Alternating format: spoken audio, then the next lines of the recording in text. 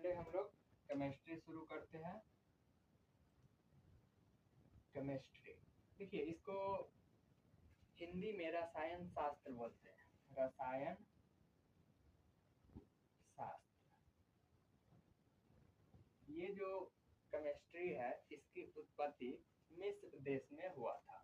लेवेजियर इनके पिता है। तो ये सब आप लोगों को कॉमन नॉलेज है जो पहले से भी आना चाहिए, और ये उतना जरूरी भी नहीं होते हैं, लेकिन आना जरूरी है कि केमिस्ट्री का खोज कहाँ हुआ, तो मिस्र में कैमी नाम के मिट्टी से। क्योंकि मिस्र के जो लोग थे ना बहुत पुराने, वो क्या करते थे, जब कोई मरते थे तो उनको कैमी नामक मिट्टी से पूरा देह को लगाकर और उसके बाद उसको ढक देते थे, उसके बॉडी पे कपड़ा लगा देते थे, जिसको मम्मी बोलते थे। तो उनका जो रसायन था प्राचीन काल से ही बहुत एडवांस था, इसलिए रसायन का खोज, रसायन की उत्पत्ति कहाँ हुई, मिस्र देश में। इनके जनक लेवेजियर को कहा जाता है। और हम लोग आपके क्लास का पहला लेसन जो है उससे शुरू करते हैं। पहला लेसन का नाम है रासायनिक अभिक्रिया एवं समीकरण। देखिए, रासायनिक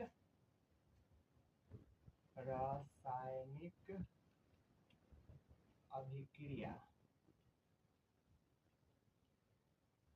एवं समीकरण। रासायनिक अभिक्रिया एवं समीकरण।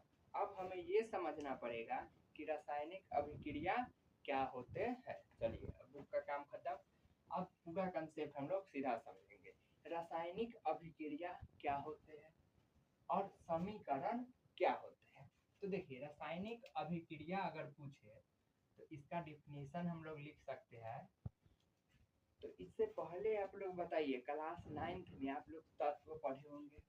तत्व, एलिमेंट जितने भी होते हैं, हाइड्रोजन, हीलियम, लिथियम, जैसे पढ़े होंगे लाइन से। 1 में हाइड्रोजन, 2 में हीलियम, 3 में लिथियम, 4 में बेरिलियम, 5 में बोरॉन, 6 में कार्बन, 7 में नाइट्रोजन, 8 में ऑक्सीजन, 9 में फ्लोरीन, 10 में नियॉन, 11 में सोडियम, 12 में मैग्नीशियम, इसी तरह 118 तक है। तो हर बच्चा अलग अलग याद करते हैं। कोई 20 तक याद करते हैं, कोई 22 तक, कोई 30 तक, ऐसे अलग अलग सभी बच्चे को याद होते हैं। तो आप लोगों को कम से कम 30 तक याद होनी चाहिए। जिंक तक जो है आप लोगों को कम से कम याद होना चाहिए। इसको तत्व बोलते हैं। और जब तत्व 2 या 2 से अधिक तत्व मिलते हैं एक अनुपात में, तो उसको यौगिक बोलते हैं। ये भी आप लोग पढ़े होइएगा क्लास 9th में। यौगिक यानी कंपाउंड। जैसे हाइड्रोजन तत्व है, ऑक्सीजन तत्व है, लेकिन हाइड्रोजन और ऑक्सीजन से जो है एक कंपाउंड बनता है, एक यौगिक बनता है H2O। यह एक यौगिक है। और ये किसका सूत्र है, तो जल का। किसका सूत्र है, जल का। यहाँ तक में कोई दिक्कत? तो ये हो गया तत्व और ये हो गया यौगिक। तो इसके बारे में आप लोगों को क्लास 9th में पढ़ना था। तो अब हम लोग जो चर्चा करेंगे ना, इसी का करने वाले हैं यहाँ पे, कि जब एक समान या अलग अलग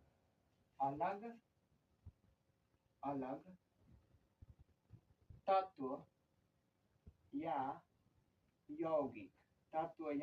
यौगिक, एक समान तत्व या अलग अलग तत्व या यौगिक आपस में अभिक्रिया कर कोई नए पदार्थ का निर्माण करते हैं, उसे रासायनिक अभिक्रिया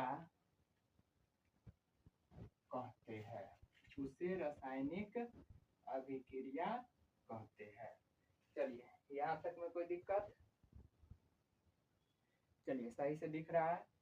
तो जब एक समान या अलग अलग यौगिक या तत्व आपस में अभिक्रिया करके कोई नए तत्व का निर्माण करते हैं, उसे ही क्या कहते हैं? रासायनिक अभिक्रिया। जैसे देखिए यहाँ पे लिखते हैं hydrogen, hydrogen, hydrogen plus oxygen, oxygen, oxygen, तो यहाँ पे क्या बनेगा? जल।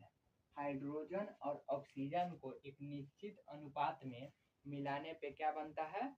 जल बनता है। तो इसी को क्या बोलेंगे? रासायनिक अभिक्रिया। यहाँ चलिए, तो अब समीकरण के प्रकार समझते हैं। तो समीकरण के दो प्रकार होते हैं। पहला होता है संतुलित, संतुलित रासायनिक समीकरण, संतुलित रासायनिक समीकरण, और दूसरा होता है असंतुलित, असंतुलित रासायनिक समीकरण, असंतुलित रासायनिक समीकरण। अब ये संतुलित रासायनिक समीकरण क्या है? तो जिसका अभिकारक, अभिकारक और प्रतिफल, प्रतिफल दोनों बराबर हो, दोनों क्या हो? बराबर हो। और इससे पहले हम बताए हैं कि अभिक्रिया में भाग लेने वाले क्या होते हैं? अभिकारक, और जो नए चीज बनते हैं उसको क्या बोलते हैं? प्रतिफल। तो जिस रासायनिक अभिक्रिया समीकरण का अभिकारक और प्रतिफल का जो भार है वो बराबर हो, उसमें तत्व की संख्या, यौगिक की संख्या जो है तत्व वो बराबर हो, तो वो क्या कहलाएंगे? संतुलित रासायनिक समीकरण। और जिसका अभिकारक और प्रतिफल, प्रतिफल बराबर नहीं हो, उसको क्या बोलेंगे? असंतुलित रासायनिक समीकरण। जिसका अभिकारक और प्रतिफल दोनों बराबर नहीं हो, उसको क्या बोलेंगे? असंतुलित रासायनिक समीकरण। बताइए यहाँ तक में कोई दिक्कत? आगे बढ़ते हैं। यहाँ तक में कोई दिक्कत नहीं होनी चाहिए, यहाँ तक में कोई दिक्कत नहीं होंगे। अब जो है सही से हो रहा है, वैसे हम बीच बीच में चेक कर लेंगे जाकर। यहाँ तक में कोई दिक्कत नहीं होगा। तो रासायनिक समीकरण दो प्रकार के होते हैं, एक संतुलित और दूसरा असंतुलित। पहला संतुलित और दूसरा असंतुलित। बताइए यहाँ तक में कोई दिक्कत? तो संतुलित में अभिकारक और प्रतिफल दोनों की जो तत्व की संख्या है या उसका भार है बराबर होंगे, और असंतुलित में बराबर नहीं होंगे, असंतुलित में बराबर नहीं होंगे। ये हो गया। अब हम लोगों को क्या करना है कि जो रासायनिक समीकरण असंतुलित होगा, यानी उसमें तत्व का भार समान नहीं होगा, उसे हम लोग संतुलित करेंगे। उसे हम लोग क्या करेंगे? संतुलित करेंगे। तो पहले हम लोग संतुलित समीकरण को अच्छा से कुछ समझ लेते हैं, ताकि जो समीकरण असंतुलित होगा उसको संतुलित करने में आसानी होगा। तो जो संतुलित समीकरण है उसको अच्छा से समझ लेते हैं पहले। जैसे हम आपके बुक का ही एग्जाम्पल लेते हैं। यहाँ पे लिखा हुआ है H2 प्लस Cl2, Cl2, और वो जो प्रतिफल बना है वो है 2HCl। चलिए आप समझिए कि ये हुआ कैसे। यहाँ पे जो हाइड्रोजन है वो कितना है? तो यहाँ पे देखिए 2 लिखा है, मतलब 2 गो है। और इधर जो क्लोरीन है वो भी कितना है? 2 लिखा है, यानी 2 गो है। लेकिन इधर देखिए, आप लोग मैथ में पढ़े होइएगा कि जब कोई अंक किसी समीकरण, किसी भी चर या अचर के आगे होता है तो वो सबके लिए होता है। ऐसे पढ़े हैं ना, आगे होता है तो सबके लिए। जैसे लिखते हैं 2a प्लस b, मतलब ये जो 2 है ये दोनों के लिए है। इसको लिखेंगे 2a प्लस 2b। ऐसे 10th में पढ़े हैं मैथ में। तो ये जो 2 है यहाँ पर भी दोनों के लिए है, यहाँ पर भी क्या होंगे? दोनों के लिए है। लेकिन यहाँ पे ये जो है कोष्ट नहीं है, राइट? यहाँ तक में कोई दिक्कत नहीं होंगे। तो इस तरह से यहाँ पर कंसेप्ट है। तो अब बताइए यहाँ पर भी हाइड्रोजन कितने होंगे, तो आप कहिएगा 2 गो, और क्लोरीन भी 2 गो, क्योंकि यहाँ पे अलग अलग नहीं लिखा जा सकता था, अच्छा नहीं लगता, इसलिए सोचे क्या क्या है आगे लिख दिया। तो ये हो गया बराबर, समझ में है कि नहीं। और समझते हैं हम लोग, जैसे इसमें तो एग्जाम्पल नहीं है, हम आपको देते हैं। जैसे यहाँ पे लिखते हैं 2H2 प्लस O2, और जो अभिक्रिया होता है तो बनता है 2H2O।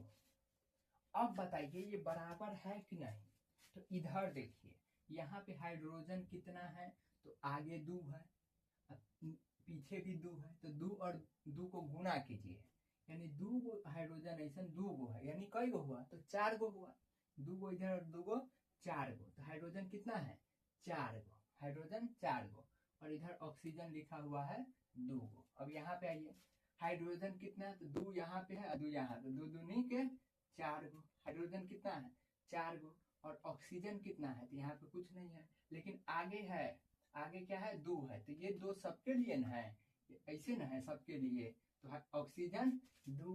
अब देखिए अभिकारक की तरफ तत्वों की संख्या और प्रतिफल की तरफ तत्वों की संख्या बराबर हो गया, तो ये कैसे समीकरण है, संतुलित। कैसे समीकरण है, संतुलित।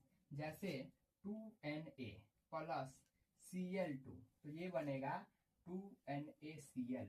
अब हमें आप लोग ये बताइए कि ये जो हम अभिक्रिया लिखे हैं ये संतुलित है या नहीं, ये जो हम अभिक्रिया लिखे हैं ये संतुलित है या नहीं। तो 2NaCl यानी NaCl 2 गो है, और Cl2 यानी Cl भी 2 गो है, क्लोरीन भी। यहाँ पे देखिए 2NaCl यानी NaCl Na 2 गो है और Cl भी 2 गो है, इधर भी 2 2 है, तो ये क्या है संतुलित है।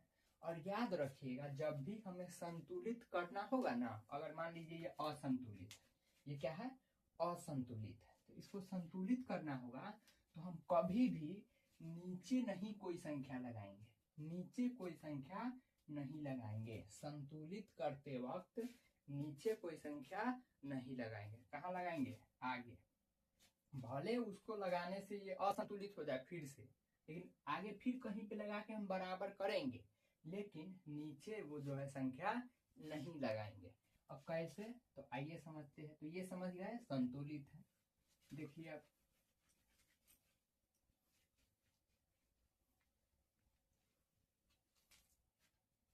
जैसे आपने दिया हुआ है,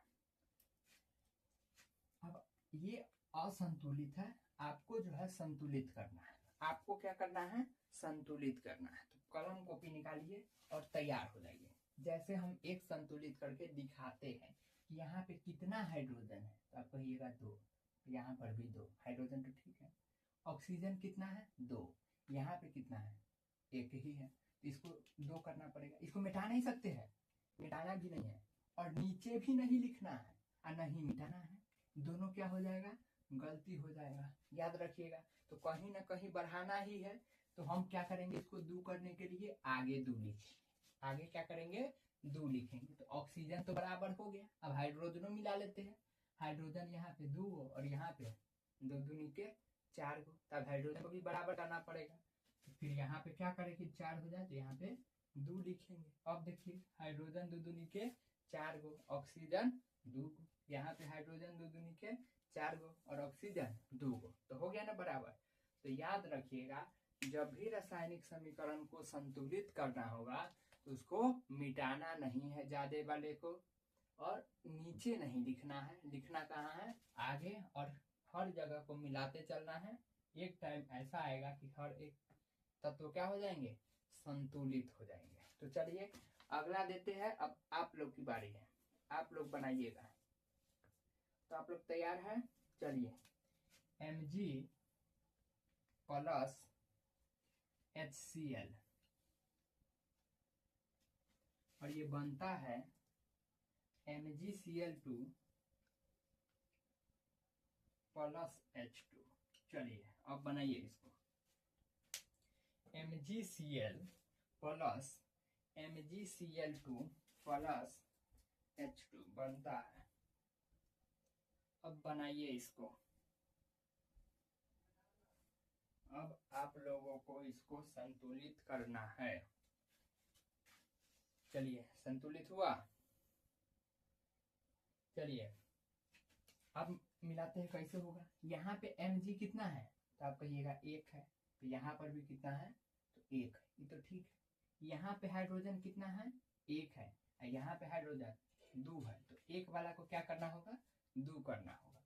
और यहाँ पे सी 1 है और यहाँ पे Cl 2 है, तो इसको भी 2 करना है, इस दोनों को 2 करना है। देखिए मैग्नीशियम तो ठीक है, हाइड्रोजन और क्लोरीन यहाँ पे 2 है प्रतिफल में, और अभिकारक में 1 ही है, तो इसको इस दोनों को 2 करना है। तो दोनों के नीचे 2 लगाएंगे, नहीं लगाएंगे, तो ये गलती होगी। क्या इस दोनों का 2 मिटा देंगे, ठीक हो गया ना, ये भी क्या हो जाएगा गलती हो जाएगी। तो क्या रास्ता है कि आगे हम लोग 2 लगाएंगे, तो दोनों को 2 को करना है, तो जब हम आगे 2 लगाएंगे तो दोनों के लिए कॉमन हो जाएगा। अब मिला लीजिए, magnesium 1 magnesium 1, hydrogen 2 hydrogen 2, chlorine 2 chlorine 2, तो ये समीकरण यहाँ पे क्या हो जाएंगे संतुलित हो जाएंगे। बहुत आसान है, बस आप दिमाग कितना लगा पाते हैं और कितना सोच सकते हैं और कितना समझे है, उस हिसाब से 1 सेकेंड में आप बना सकते हैं। समझ में आया कि नहीं। अब आगे बढ़ते हैं।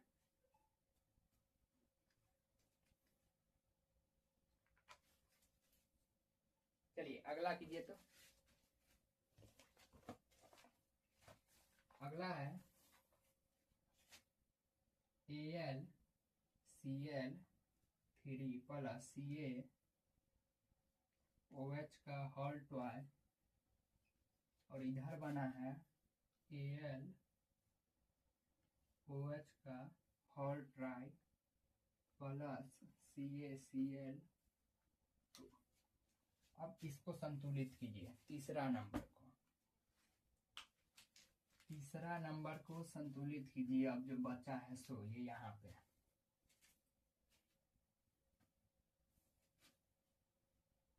एल्युमिनियम क्लोराइड कैल्शियम हाइड्रोक्साइड, उधर बना है एल्युमिनियम हाइड्रोक्साइड और कैल्शियम क्लोराइड, इसको संतुलित करना है। संतुलित कीजिए।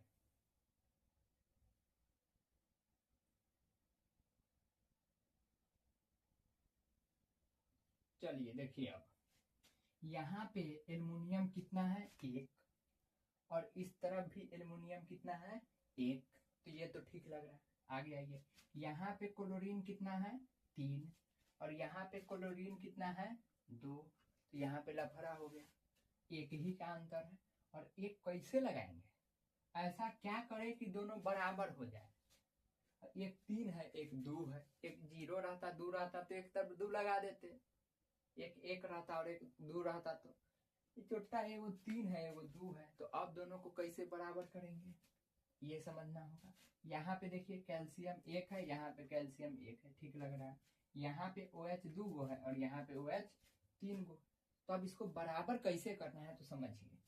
आपने देखा कि एक तरफ 3 गो है और एक तरफ 2 गो है, और दोनों को क्या करना है बराबर करना है। वही एक तरफ OH 2 गो है और एक तरफ OH 3 गो है, और दोनों को क्या करना है बराबर करना है।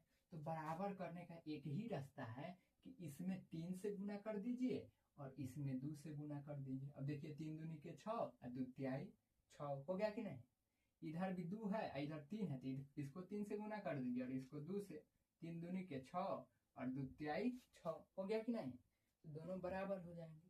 समझ में आया, ऐसी बनेगा, यही कंसेप्ट है। तो यहाँ पे Ag जो क्लोरीन है ये 3 है और यहाँ पे क्लोरीन 2 है, तो इसको 2 है तो यहाँ पे आगे क्या करेंगे 3 कर देंगे, तो यहाँ पे क्लोरीन 3 दूनी के 6 हो जाएगा, और यहाँ पे क्लोरीन 3 गो है तो आगे 2 कर देंगे, तो अब क्लोरीन कितना हो गया 6। ये मत समझिएगा एल्युमिनियम 2 गो हो गया, होने दीजिए, लेकिन जो संतुलित होने वाला है उसको कीजिए। अब बताए हैं लास्ट में सब खुद हो जाएगा। तो यहाँ पे क्लोरीन 3 दूनी के 6, यहाँ पर भी क्लोरीन 2 तिहाई 6 हो गया। अब आगे देखिए Ca कैल्शियम कितना है यहाँ पे, आप कहिएगा अब 3 आ गया है आगे, तो 3 गो हो गया। यहाँ पे कैल्शियम कितना है तो कहिएगा 1 गो है, तो इसके भी आगे क्या करेंगे 3 लगाएंगे। अब देखिए कैल्शियम 3 हो गया बराबर, इसका मतलब इसका काम निपट गया। अब इसको मिलाइए, Al एल्युमिनियम कितना है यहाँ पे, आप कहिएगा 2 गो, और यहाँ पे कितना है 1 गो, तो इसको भी क्या करना पड़ेगा 2 गो। अब मिलाइए तो एल्युमिनियम कितना 2 गो, यहाँ पर भी एल्युमिनियम 2 गो। Cl कितना 3 दूनी के 6 गो, और यहाँ पर भी Cl क्लोरीन 3 दूनी के 6 गो। यहाँ पे कैल्शियम कितना 3 गो, यहाँ पर भी कैल्शियम कितना 3 गो। यहाँ पे OH कितना तो 2 तिहाई 6 गो, और यहाँ पर भी OH 3 दूनी के 6 गो। एक्चुअल में हम लोग OH को कुछ नहीं किए हैं, लेकिन इधर से जब करते आए हैं तो जो OH है खुद संतुलित हो गया है। इसीलिए याद रखिएगा हड़बड़ाना नहीं है, आप जो मिलता है उसको अच्छे से संतुलित कीजिए, आगे वाला खुद पर खुद संतुलित होने लगेगा, और एक रिजल्ट ऐसा आएगा कि आपको पूरा तत्व संतुलित मिलेगा। तो आप ये देख लीजिए ये पूरी तरह से संतुलित है। अगर हम बुक से भी मिलाने चले, आंसर कहाँ मिलता है, हाँ आंसरों अगर हम मिलाए तो एकदम सेम आएगा। और ऐसा नहीं है कि ये मैथ है कि हम ऐसे बनाए और कोई मास्टर उसको अलग डिजाइन से बना देगा, सभी का आंसर सेम आएगा। तो आप लोग का भी उम्मीद करते हैं थोड़ा दिक्कत हुआ होगा, क्योंकि थोड़ा उठपटांग था। चलिए आगे देते हैं। चलिए अब तो याद रहिए, Fe यानी फेरस लोहा जिसको बोलते हैं प्लस H2O, तो ये बनता है Fe3O4 प्लस H2। चलिए अब इसको संतुलित कीजिए, इसको संतुलित कीजिए।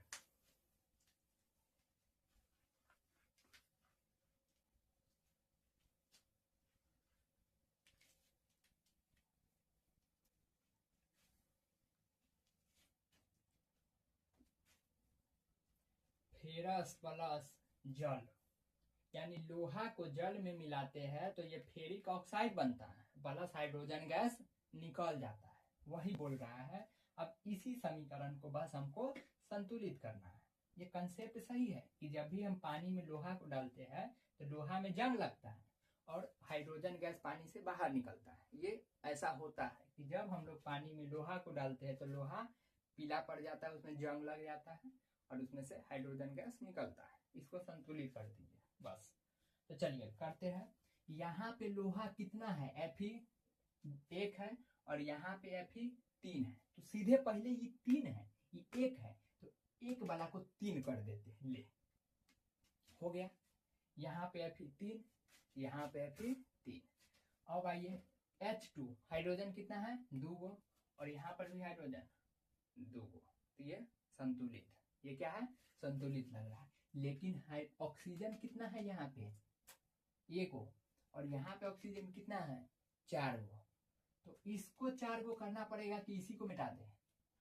अब कहेगा नहीं नहीं नहीं नहीं गलत बात है, इसको क्या करना पड़ेगा, इधर जो है ऑक्सीजन इसको 4 करना पड़ेगा, और 4 करने के लिए आगे क्या करेंगे 4 लिख देंगे, आगे क्या करेंगे 4 लिख देंगे। तो अब देखिए यहाँ पे जब 4 लिखे तो 4 गो ऑक्सीजन हो गया।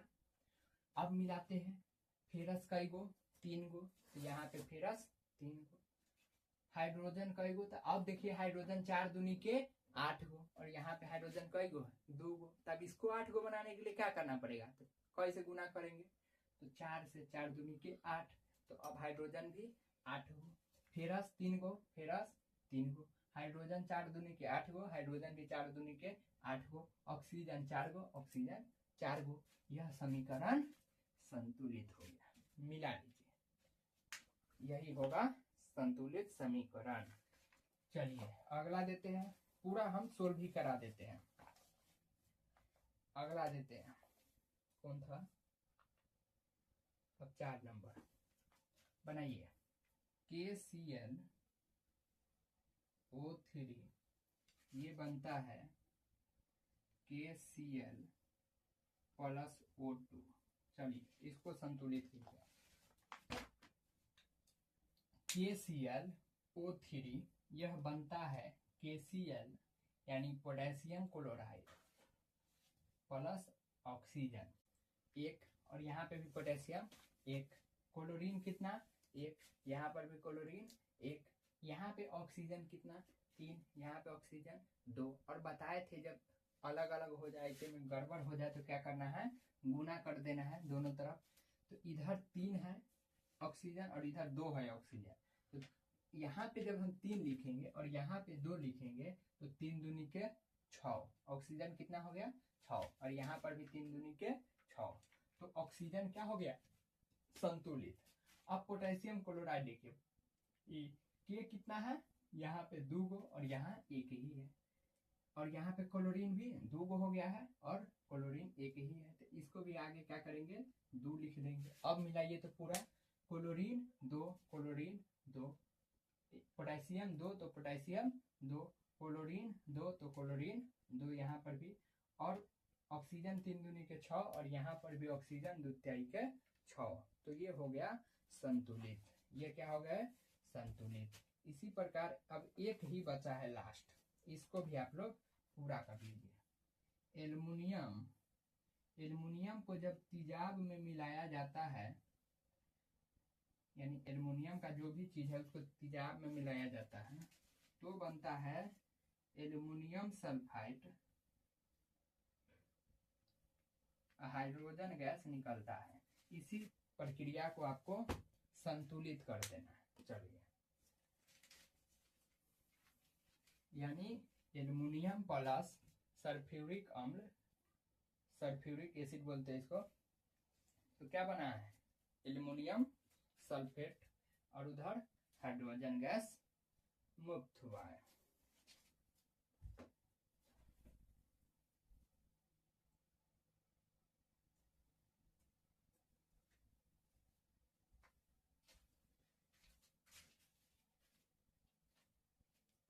चलिए, हो गया होगा उम्मीद करते हैं। तो अब यहाँ पे देखिए, यहाँ पे जो एल्युमिनियम है कितना है 1 है, और यहाँ पे एल्युमिनियम 2 है, तो इस पहले वाला एल्युमिनियम को क्या करेंगे 2 कर देंगे, तो एल्युमिनियम संतुलित हो गया है अभी तक। और देखिए यहाँ पे हाइड्रोजन 2 गो है और यहाँ पे हाइड्रोजन 2 गो है, ये ठीक है। और यहाँ पे जो SO4 है, ये देखिए पहले से 4 गो है और इधरो 3 गो है, तो कितना हो गया, हाँ पहले से 4 गो है और इधर 3 गो है, तो कितना हुआ 4 तिहाई के 12 गो, कितना हो गया 4 तिहाई के 12 गो। और यहाँ पे कितना है 4 गो, यहाँ पे कितना है 4 गो, तो इसको 12 करने के लिए क्या करना पड़ेगा, तो आगे 3 देना पड़ेगा। आगे कितना देना पड़ेगा 3 देना पड़ेगा। अब देखिए 3,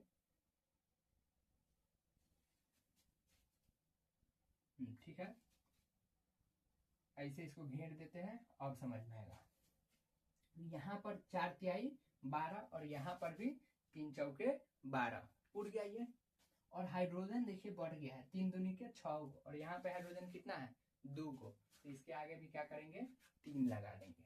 अब पूरा मिलाइए, एल्युमिनियम कितना 2 गो, यहाँ पर भी एल्युमिनियम 2 गो, यहाँ हाइड्रोजन 3 दूनी के 6 गो, यहाँ पर 2 तिहाई 6 गो, यहाँ पे 4 तिहाई 12 गो SO4, तो यहाँ पर भी SO4 4 तिहाई 12 गो, और ये यहीं पे हो जाता है संतुलित। तो अब आप लोग असंतुलित समीकरण को संतुलित करना सीख गए।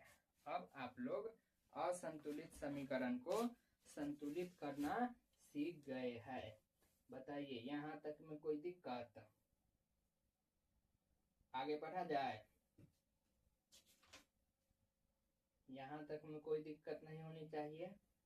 चलिए, अब नॉर्मल बात सब है जो आपको वैसे आप लोग को आगे पढ़ना भी है और वैसे भी जानना चाहिए कि 9th में भी पढ़े होइएगा मोल कंसेप्ट, भार बटा अनुभार, मोल के बारे में। और आगे जो आप लोग को 11th में पढ़ना होगा, मोल 3 प्रकार के होता है, एक होता है मोललता, एक होता है मोलरता और एक होता है नॉर्मलता। तो ये 3 प्रकार के मोल पढ़ना पड़ता है 11th में, जब अगर केमिस्ट्री साइंस लेते हैं तब। तो ये जो मोल होता है ना, एक्चुअल में जब हमको यहाँ पे लिख रहे थे कंसेप्ट, जैसे H2O लिखे है ना, इसका मतलब है कि ये 2 जो है ना मोल है, ये दो क्या है, मोल है, और ये H2O क्या है, यौगिक है। तो इस यौगिक का मोल कितना है, 2। और मोल बराबर फॉर्मूला होता है भार बट्टा अनुभार, भार बट्टा अनुभार। और मोल कितने प्रकार के होते हैं, 3। ये कहाँ पढ़ना है, क्लास 11th में। तो यह कंसेप्ट आपको कहाँ जानने को मिलेगा अच्छा से, क्लास 11th में, कि ये दो आगे कहाँ से लिखा गया।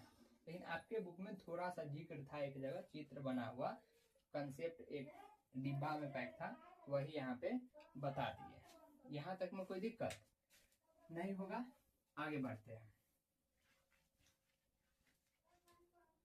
अब हम लोग उस समय एक चीज छोड़ दिए थे, रासायनिक अभिक्रिया की विशेषताओं में अथी वाला, ये क्या बोलते हैं, गैस बढ़ा दिए थे, उष्मा वाला छोड़ दिए थे, उष्मा से क्षेपी और उष्मा शोषी।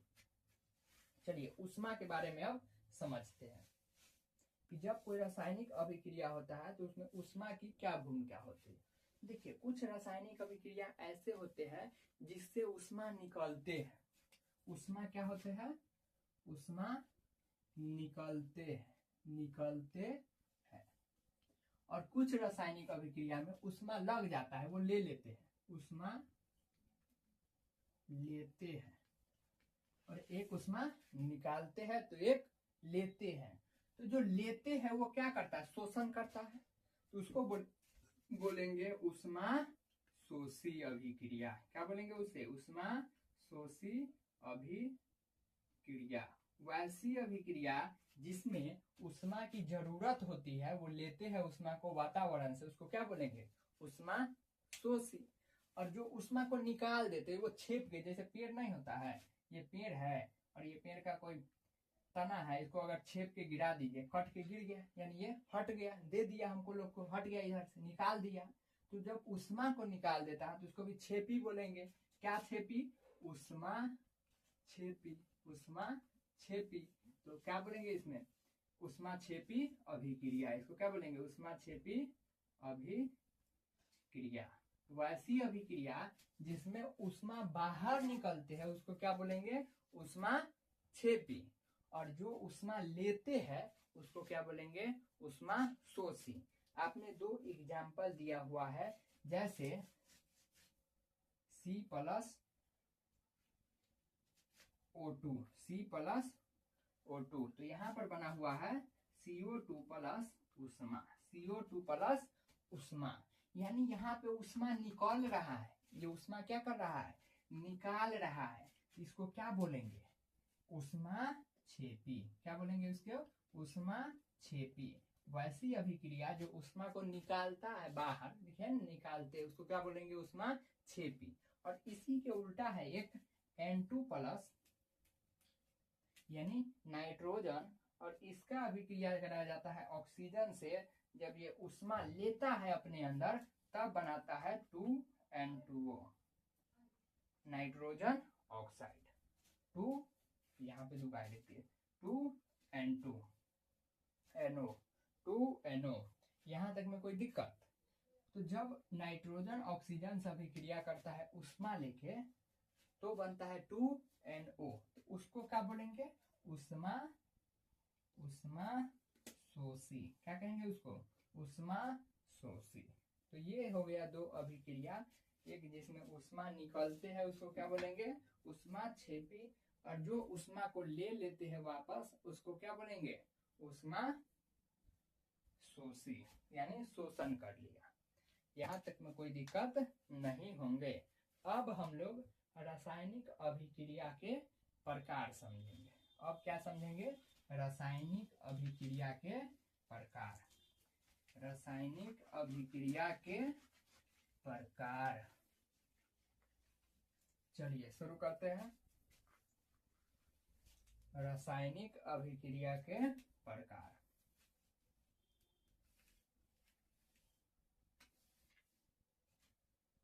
रासायनिक अभिक्रिया के प्रकार, रासायनिक अभिक्रिया के प्रकार। देखिए इसके कई प्रकार होते हैं, बहुत आसान है, पहला समझते हैं हम लोग संयोजन। आप लोग में क्या है पहले? संयोजन। संयोजन अभिक्रिया। संयोजन से अर्थ रखिएगा सटना। स से संयोजन तो स से सटना, यानी सट जाता होगा दो गो चीज। तो इसका डिफिनीशन होगा जब दो या दो से अधिक तत्व या यौगिक आपस में मिलकर नए यौगिक का निर्माण करते हैं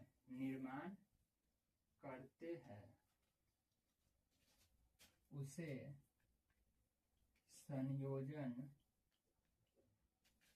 अभिक्रिया कहते हैं। इसमें होता क्या है कि दो चीज मिलकर एक हो जाते हैं, उसको क्या बोलते हैं? संयोजन। जैसे H2 + O, तो ये बनता है H2O। तो ये क्या कौन सा अभिक्रिया है? संयोजन। इसमें देखिए दोनों साथ हो गया, संग हो गया तो संयोजन। जैसे C + O2 क्या बनेगा? CO2। तो ये क्या हुआ? संयोजन। ये कैसी अभिक्रिया है? संयोजन। तो ये याद रखिएगा कि जब दो या दो से अधिक तत्व या यौगिक आपस में मिलकर एक हो जाते हैं उसको क्या बोलेंगे? संयोजन। उसको कौन सा अभिक्रिया बोलेंगे? संयोजन। बताइए इसमें कोई दिक्कत? कौन सी अभिक्रिया बोलेंगे उसको? संयोजन। और आपके बुक में इसका काफी एग्जाम्पल दिए गए होंगे। और समझते हैं वियोजन। अब एक क्या समझते हैं? वियोजन।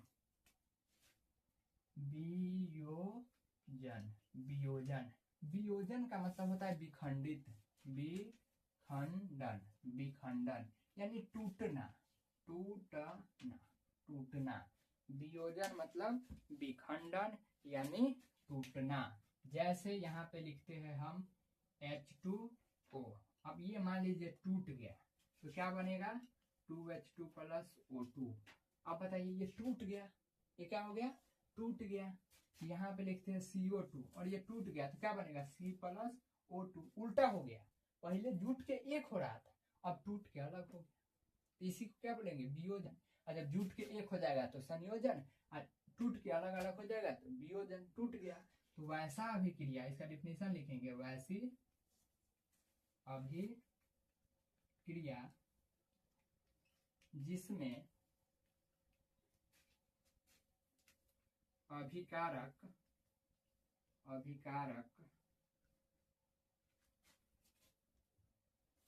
टूटकर अलग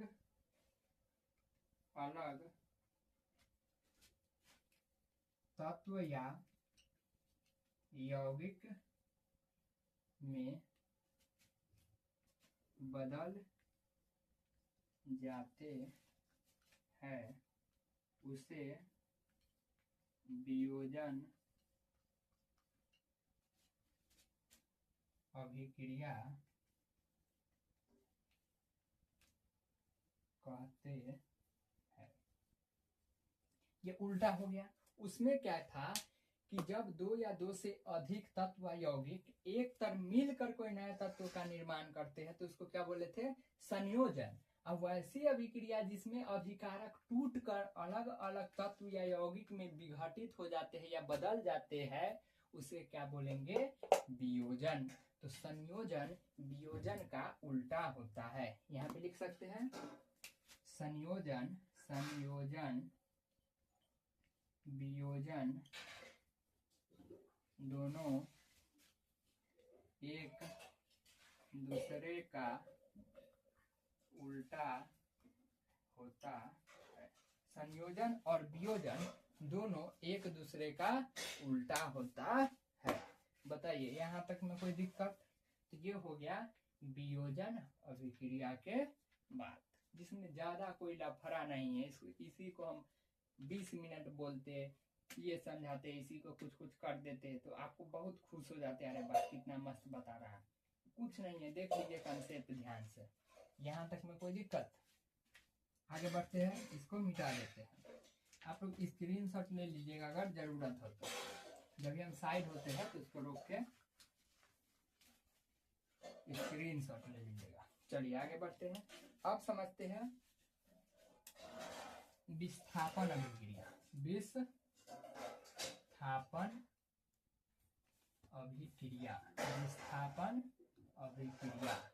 ये विस्थापन अभिक्रिया क्या होते हैं? विस्थापन अभिक्रिया क्या होते हैं? तो ऐसे समझिए, विस्थापन मतलब होता है विस्थापित कर देना, यानी एक स्थान से उठा के दूसरे स्थान रख देना।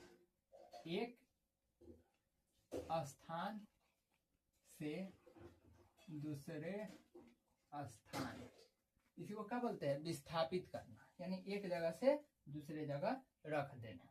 जैसे मान लीजिए यहाँ पे हम बनाते हैं NaCl प्लस, यहाँ पे आ गया जिंक। तो अब होगा क्या कि ये जो जिंक है ना, ये जो सोडियम है और ये जिंक है, ये जिंक सोडियम से ज्यादा शक्तिशाली है, ज्यादा अभिक्रियाशील है। तो जिस कारण से ये जो क्लोरीन है ना, ये जिंक के साथ मिल जाएगा, और ये जो सोडियम है ये कम अभिक्रियाशील है, ये उस समय एक्टिव नहीं रह पाएगा, तो ये बेचारा अलग चला जाएगा। तो देखिए एक स्थान से दूसरे स्थान अलग हो गया कि नहीं हो गया, इसी को क्या बोलते हैं? विस्थापन। और याद रखिएगा जो हम यहाँ पे लिख रहे हैं पोटेशियम, कैल्शियम, मैग्नीशियम, तो इसमें सबसे ज्यादा एक्टिव कौन है? पोटेशियम।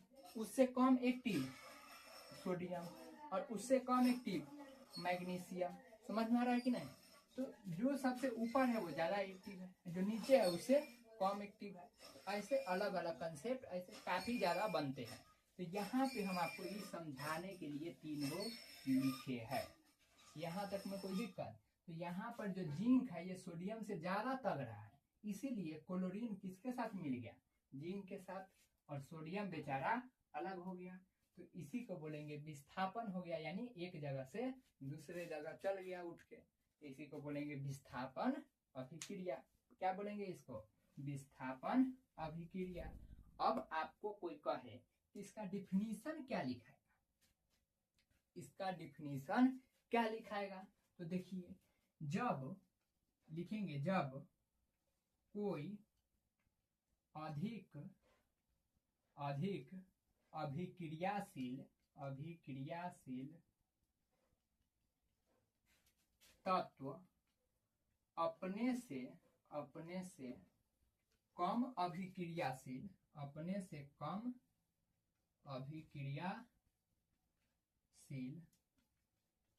तत्व को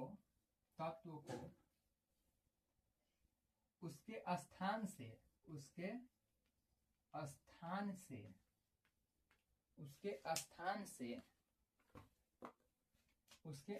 से विस्थापित कर देता है,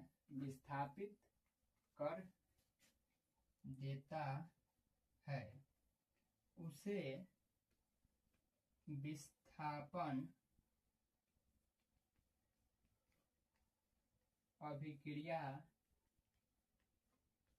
कहते हैं। उसे क्या कहते हैं? विस्थापन अभिक्रिया। यहाँ तक में बताइए कोई दिक्कत है?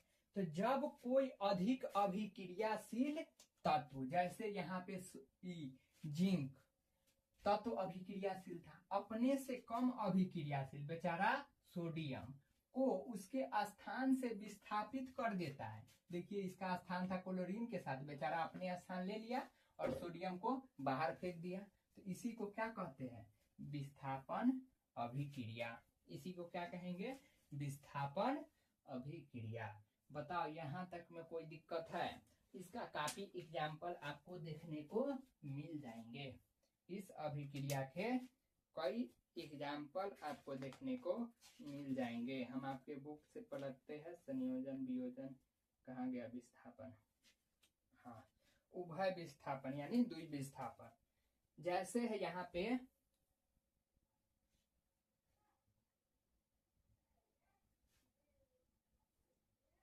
कुछ एग्जाम्पल भी बताया हुआ है।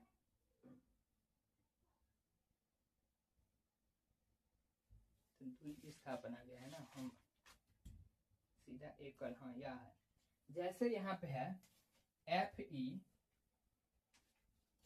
प्लस CuSO4, तो यहाँ पर बनता है FeSO4 और बेचारा Cu मुंह ताकने लगता है, यानी फेरस जो है, फेरस सल्फेट यहाँ पे बन जाता है और ये जो कॉपर है यहाँ से वापस चल जाता है। तो ये जो फेरस है, ये लोहा, ये कॉपर से ज्यादा अभिक्रियाशील है, इसलिए बेचारा कॉपर को यहाँ से हटा दिया और खुद जगह ले लिया। इसी को क्या बोलते हैं? विस्थापन अभिक्रिया। तो जब कोई अधिक अभिक्रियाशील तत्व अपने से कम अभिक्रियाशील तत्व को उसके स्थान से विस्थापित कर देते हैं, उसको स्थान से हटा देते हैं और वो खुदे आ जाता है, तो विस्थापित कर देते हैं, उसी प्रक्रिया को क्या बोलते हैं? अभिक्रिया को विस्थापन अभिक्रिया। क्या बोलेंगे उसको? विस्थापन अभिक्रिया।